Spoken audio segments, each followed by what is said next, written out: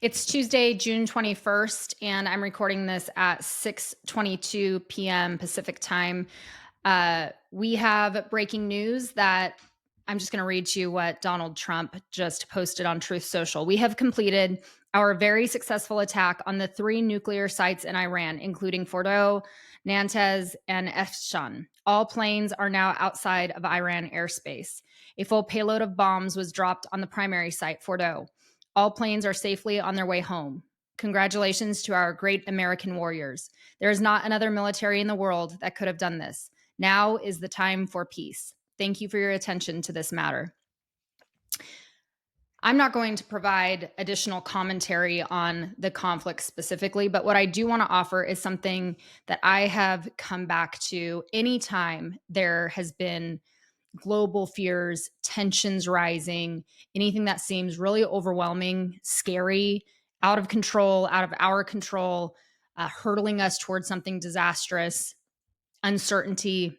I've always come back to something that was first published in 1948 by C.S. Lewis. And I'm actually going to take the time just to read it in its entirety. And you can just listen to this, let it bathe you in what my hope would be peace in this time of absolute uncertainty. So, with that, I'm going to read this. On Living in an Atomic Age, first published in 1948 by C.S. Lewis.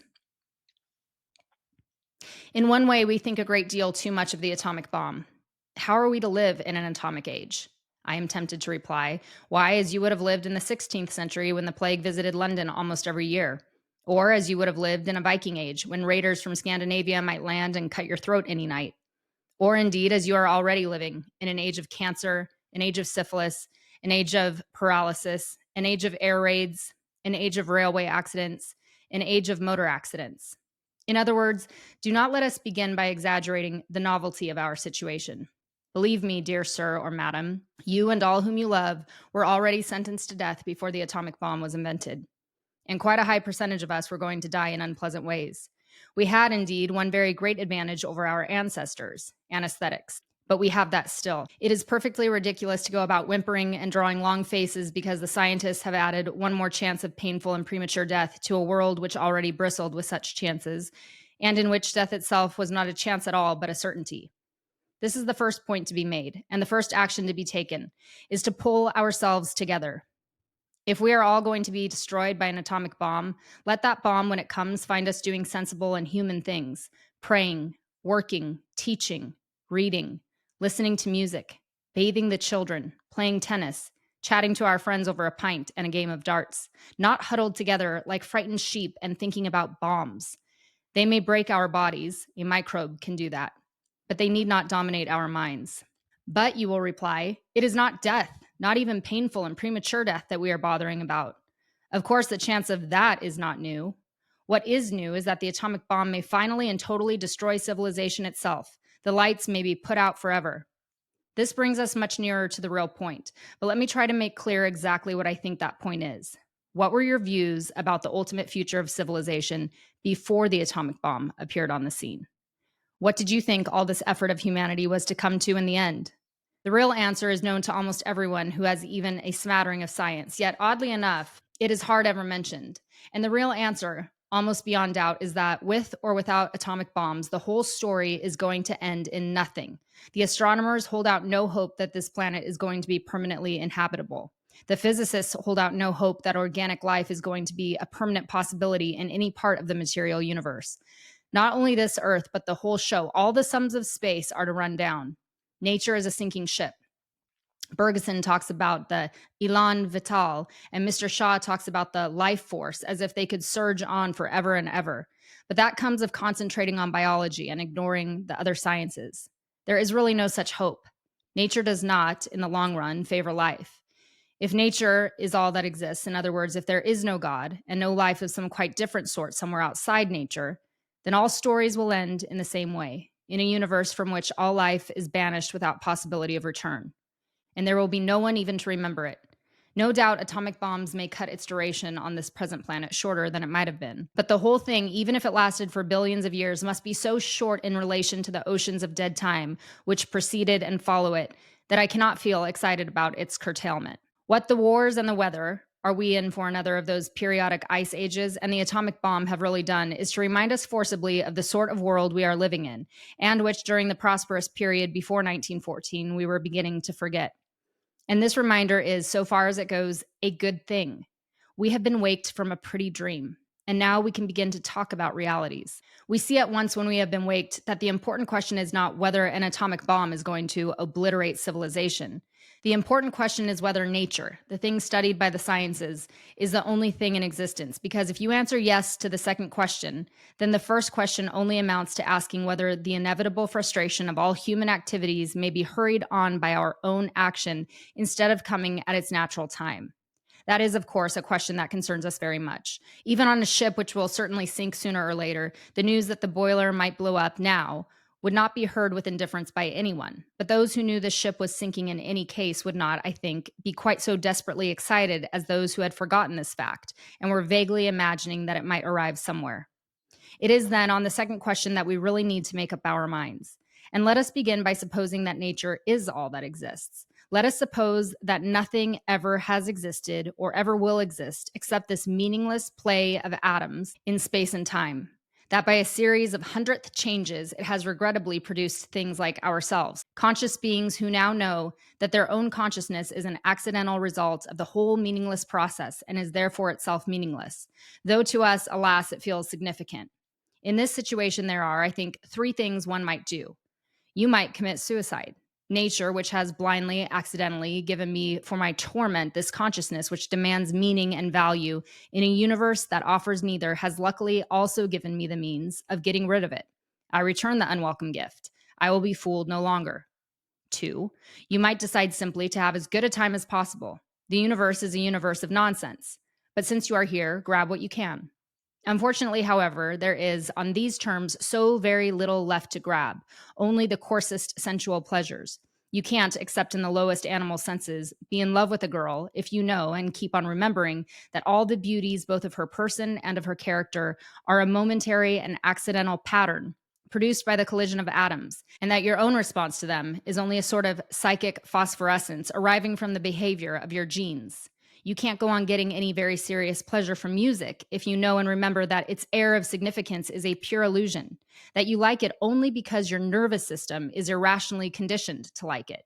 You may still, in the lowest sense, have a good time, but just insofar as it becomes very good, just insofar as it ever threatens to push you on from that cold sensuality into real warmth and enthusiasm and joy.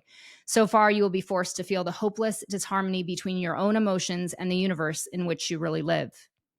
Three, you may defy the universe. You may say, let it be irrational, I am not. Let it be merciless, I will have mercy. By whatever curious chance it has produced me, know now that I am here and I will live according to human values. I know the universe will win in the end. But what is it to me? I will go down fighting. Amid all this wastefulness, I will persevere. Amid all this competition, I will make sacrifices. Be damned to the universe. I suppose that most of us, in fact, while remain materialists, adopt a more or less uneasy alternation between the second and the third attitude. And although the third is incomparably the better, it is, for instance, much more likely to preserve civilization. Both really shipwreck on the same rock. That rock, the disharmony between our own hearts and nature, is obvious in the second.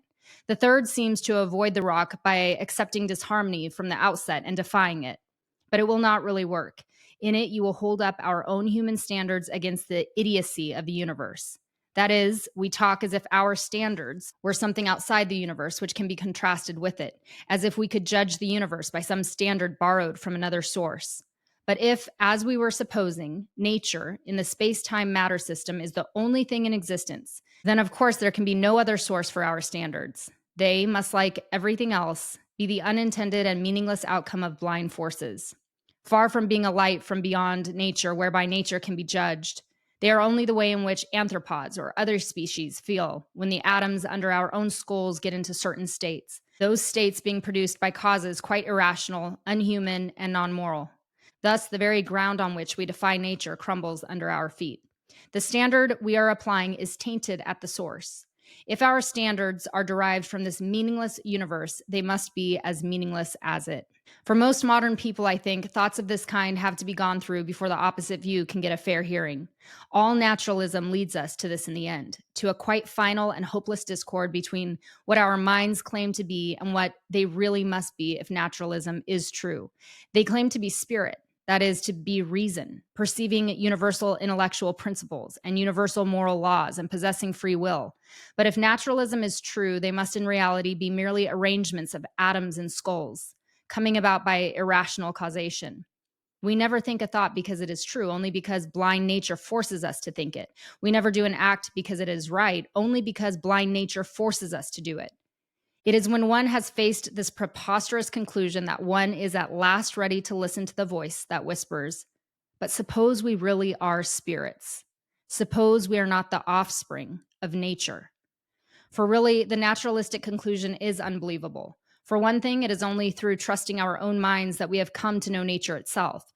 If nature, when full known, seems to teach us, that is, if the sciences teach us, that our own minds are chance arrangements of atoms, then there must have been some mistake. For as that were so, then the sciences themselves would be change arrangements of atoms, and we should have no reason for believing in them. There is only one way to avoid this deadlock. We must go back to a much earlier view. We must simply accept in that we are spirits, free and rational beings, at present inhabiting an irrational universe, and must draw the conclusion that we are not derived from it. We are strangers here. We come from somewhere else. Nature is not the only thing that exists. There is another world, and that is where we come from. And that explains why we do not feel at home here. A fish feels at home in the water. If we belonged here, we should feel at home here. All that we say about nature, red in tooth and claw, about death and time, immutability, all our half amused, half bashful attitude to our own bodies is quite inexplicable on the theory that we are simply natural creatures. If this world is the only world, how did we come to find its laws either so dreadful or so comic? If there is no straight line elsewhere, how did we discover that nature's line is crooked? But what then is nature, and how do we come to be imprisoned in a system so alien to us? Oddly enough, the question becomes much less sinister the moment one realizes that nature is not all. Mistaken for our mother, she is terrifying and even abominable. But if she is only our sister, if she and we have a common creator, if she is our sparring partner, then the situation is quite tolerable. Perhaps we are not here as prisoners, but as colonists. Only consider what we have done already to the dog, the horse, or the daffodil. She is indeed a rough playfellow. There are elements of evil in her. To explain that would carry us far back. I should have to speak of power and principalities, and all that would seem to be a modern reader most mythological. This is not the place, nor do these questions come first. It is enough to say here that nature, like us, but in her different way, is much alienated from her creator, though in her, as in us, gleams of the old beauty remain. But they are there not to be worshipped, but to be enjoyed. She has nothing to teach us. It is our business to live by our own law, not by hers, to follow in private or in public life the law of love and temperance, even when they seem to be suicidal, and not the law of competition and grab, even when they seem to be necessary to our survival. For it is part of our spiritual law never to put survival first, not even the survival of our own species. We must resolutely train ourselves to feel that the survival of man on this earth, much more of our own nation or culture of class, is not worth having unless it can be had by honorable and merciful means. The sacrifice is not so great as it seems. Nothing is more likely to destroy a species or a nation than a determination to survive at all costs. Those who care for something more than civilization are the only people by whom civilization is at all likely to be preserved. Those who want heaven must have served earth best. Those who love man less than God do most for man. And that is C.S. Lewis on Living in an Atomic Age. You can find it online. I hope that helps you. I hope that gives you some peace and perspective, and may God have mercy.